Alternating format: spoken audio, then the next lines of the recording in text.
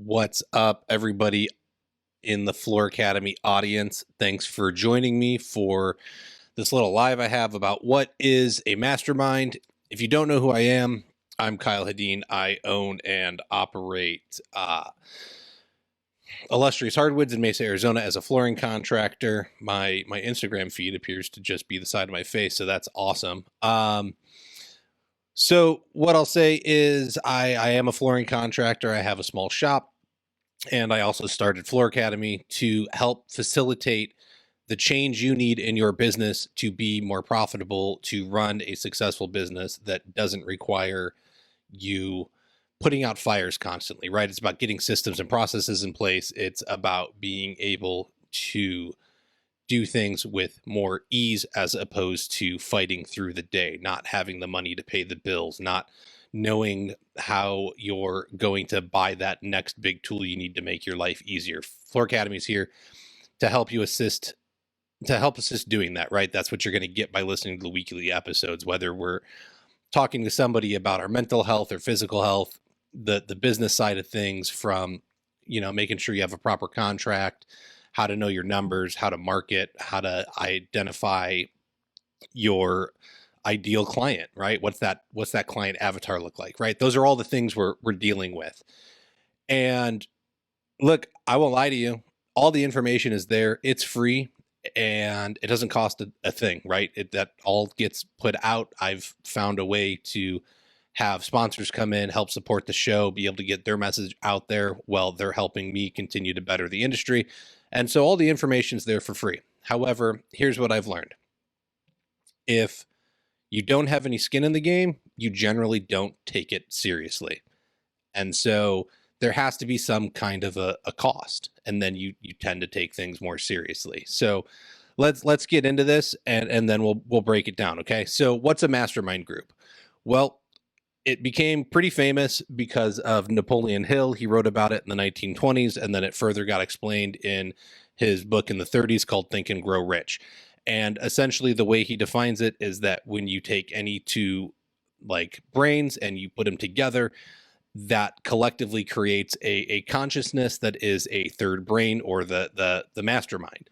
So by combining powers with other people, like motivated people in your industry, outside of your industry, you're going to be able to come up with ideas that would benefit you all. You're going to be able to hash through some stuff. You're communicating. Maybe somebody's already been through that struggle and they can give you advice on how you can tackle it better. So it's all about being able to collectively come together to help push each other forward, yet also hold each other accountable. Well, why is it that this isn't more often done? Well, like I said, there's got to be some skin in the game. I've seen tons of people want to start networking groups. And honestly, at the end of the day, because no one's paying in and you all say you're going to meet at a coffee shop on the fourth Thursday of the month, 2 people show up 1 week, 5 people show up a couple weeks later, then nobody shows up because there's no serious obligation. And so by having there be some cost, whether you all have to take turns buying lunch, or you have to chip into a kitty that you throw a big party at the end of the year for everybody, by there being a cost, you take it more seriously and you will invest more into it. So why wouldn't you want to do something like that that's going to hold you accountable to move your business forward?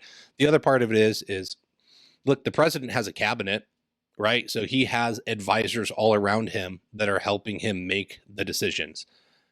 And the CEO of organizations has board members, right? They help make decisions. They also have their vice presidents and stuff. They're not handling everything themselves. They're able to piece this out.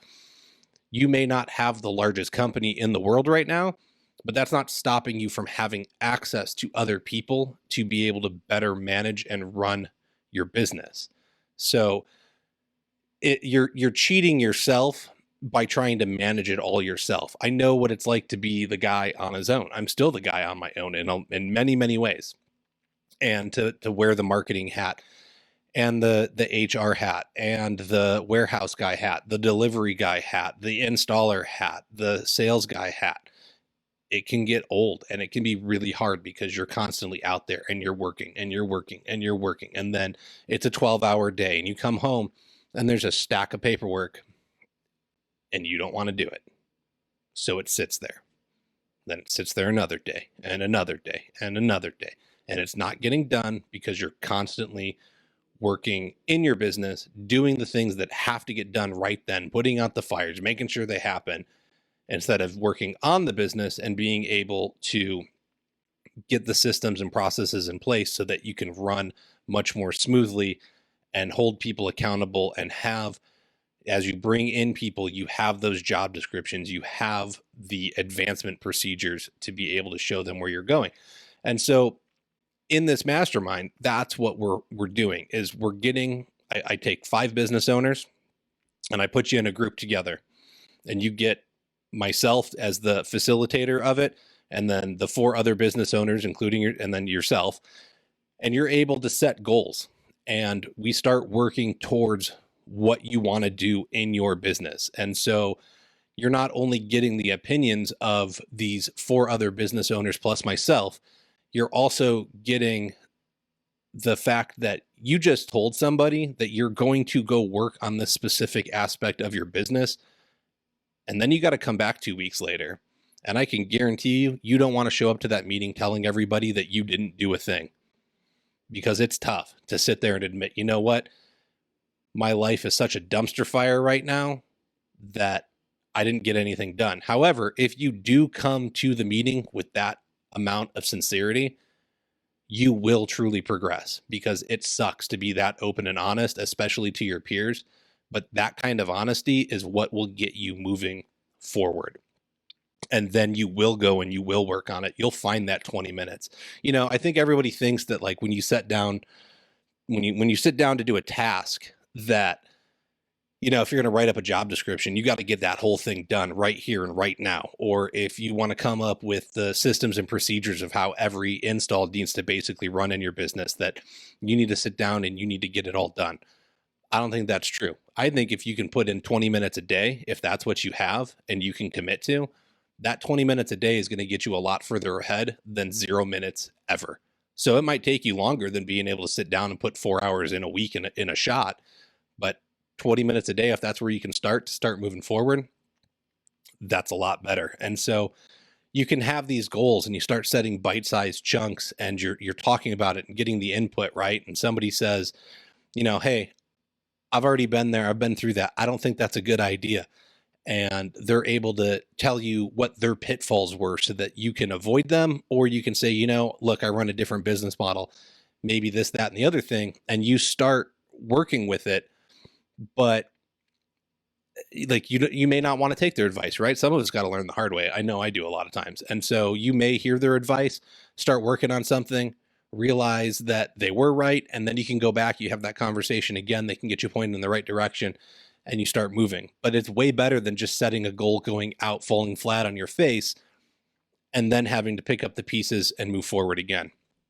And so through doing this, I've got 3 groups running currently. I'm looking to expand that. That's why I've been pushing this out there and really trying to get people to join. Is I've seen it be successful. So the longest running group's been going 9 months now. The other groups have been going about 3 months. And the amount of progress is, for the group that's been running longer, there is starting to be some like monetary gains.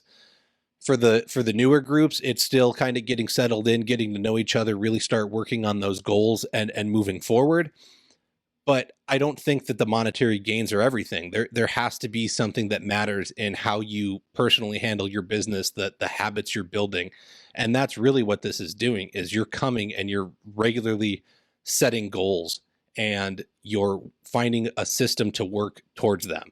And so it's building healthy habits to move forward. And then as you progress as somebody, that will translate into monetary gains on the back end. But there's been ideas switched of revenue streams and how different companies are earning money. And so some companies have started picking up what other companies are offering, and they're not in the same area. I've seen better employee hiring practices get exchanged in not only how they interview, but how they hire, how they train, how warehouses get organized. What else has been going on? Somebody's developed a spreadsheet to calculate out their cash flow and when they will end up completely broke.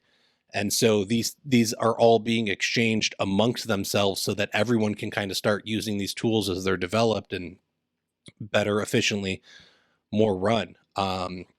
Some people that have had companies for years and years and thought they were doing great realized that they were still making money by accident. And they were like, I'm not big on goal setting. And I can ask the question now, 9 months later, you think goal setting makes a difference? And they will gladly tell me yes. And they would have said, I hate setting goals 9 months ago. And so it's getting in these good habits. It's about getting into being able to move your company forward and making that commitment. Because once again, we listen to the books, or we read the books, we listen to the podcast, we go on YouTube, we search this stuff, we go in the online groups, we're talking about it. I see a lot of talking, don't see a lot of action from a lot of people. And so it's this way to bring you together and make sure you're committed to moving your business forward. And that accountability factor is one of the biggest things I see. I mentioned it before. You're able to come into these meetings and everyone is laying it on the line. They're telling you what they're going to do and why they're going to do it, how they're going to do it. And you got to come back and you got to report in and say, hey, I was working on this or that, or, I got distracted by this thing in my company. I wasn't able to do anything this week. And this is how we're going to start moving it forward from here on.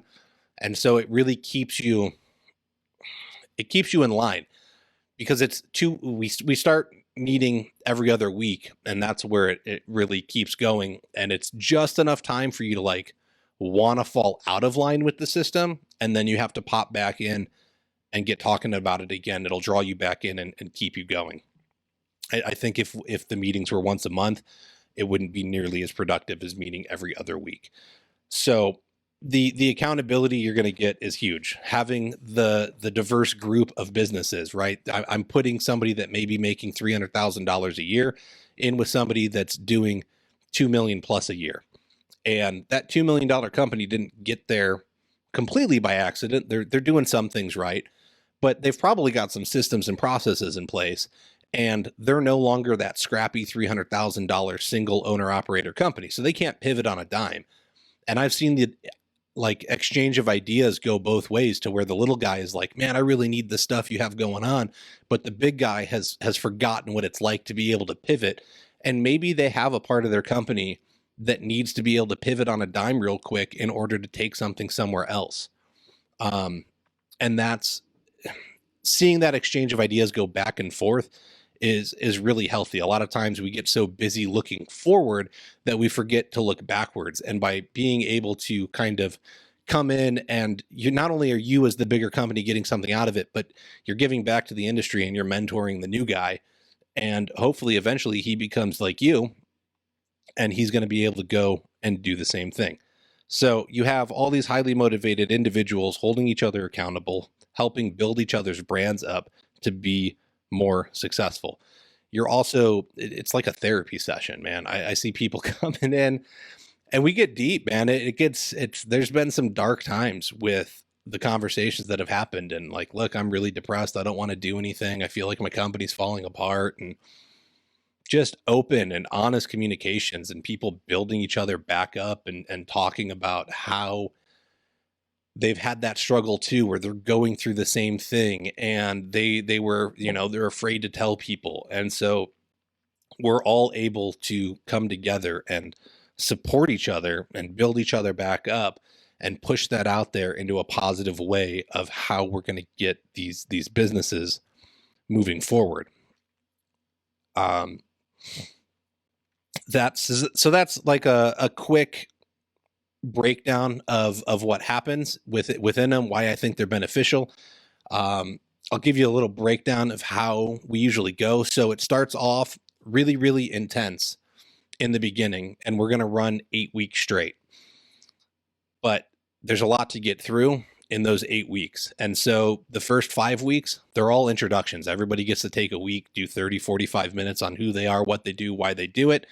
And we get to know your company. And so you get to speak, and then the other members get to come in, they ask you questions. And so where do you want to go? Why did you make this decision then? Or how did that affect you? Right. So we're all getting to know each other the first 5 weeks. Week 6, everybody comes in and we're setting those initial goals. And so I like everyone to look out at kind of where do you want to be in 5 years, 3 years, 1 year. And I want those 1 year goals broken down into quarters. So I think a lot of times people get freaked out by goals. And if you're like the single owner operator guy, or maybe you have like a crew or two, and you told me you wanted to do $1 million a year, and you put that on a sheet of paper, you stick it on your fridge or your bathroom window or something, and you're looking at that every day, it can seem kind of intimidating. But in actuality, so $1 million is $250,000 a quarter. It's a little over $20,000 a week, because there's 12 weeks in a quarter. Okay. So technically like 13, but we won't go there. 12 weeks in a quarter. So a little over $20,000 a week. Well, me as myself, when I'm running, if I have a week-long 5-day project and I've sold material on it and I'm doing the install, it's generally a $10,000 project, maybe a little more, maybe a little less, just kind of depending, but right in that area. And so if I could do 2 of those every week, now I'm at my $20,000. Like, by being able to break the goal down and see it in different terms, I'm now able to more realistically go approach it and figure out how I'm going to get there and make it happen. So that's really where week 6 comes in, is everyone setting their goals. And so you're looking at 5 years, 3 years, 1 year, and then break it down quarterly.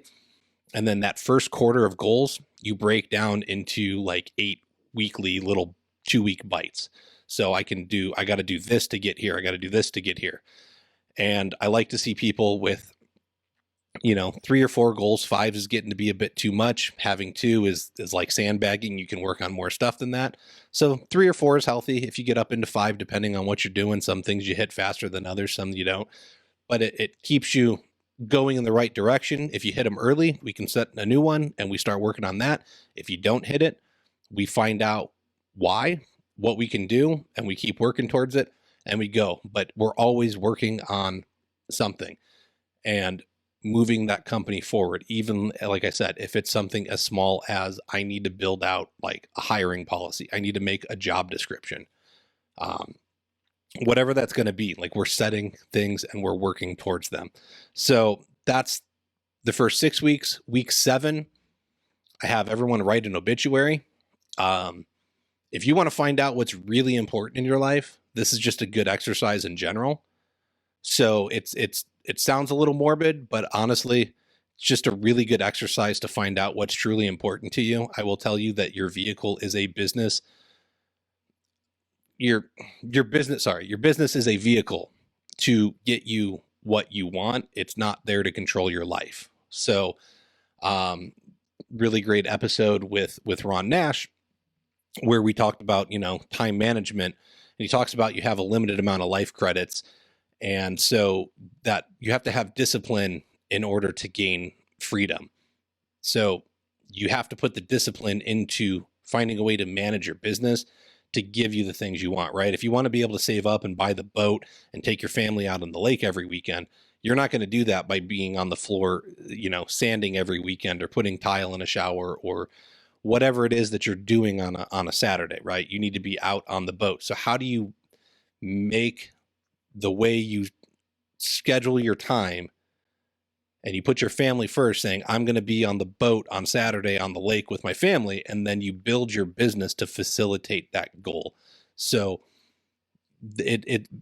writing an obituary is a really weird exercise in identifying what truly matters to you. A lot of the times when people write them, they start off and they're like, I want to accomplish my, this with my business and this with my business. And they're writing.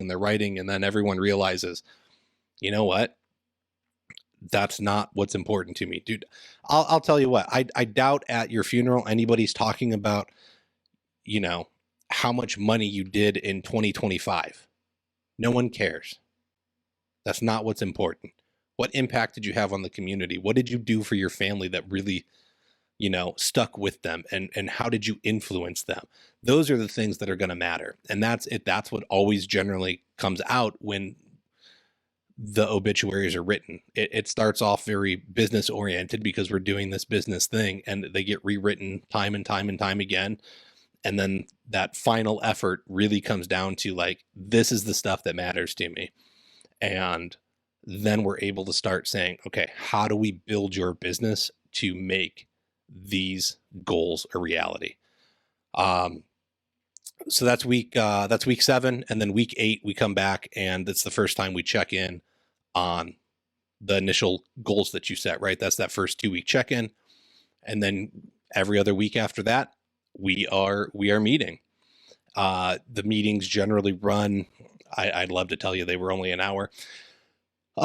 It's somewhere between an hour and a half and 2 hours, depending on how conversations go. So it is a little bit of a time commitment, but once again, that information being exchanged gets really valuable. And some of the most valuable stuff comes from when we run off on a tangent and somebody gets on an idea, and then ideas start flying out. And so the meetings go a little long because sometimes you have to let that tangent go because that's what somebody needs for the week, or that's what everybody needs for the week. So you just kind of let that creativity and that, like I said at the very beginning, you're putting all these brains together and they create that mastermind. So there's like another consciousness that's existing within this meeting at the time. And you got to let that thing do what it's doing because that's why you're there. And that's where it becomes really powerful. So that's what a mastermind is. That's what I've been working on for 9 months with some people, 3 months with another group of people, with 2 other sets of people. But that's like my short little summary. I don't want to keep everybody too long.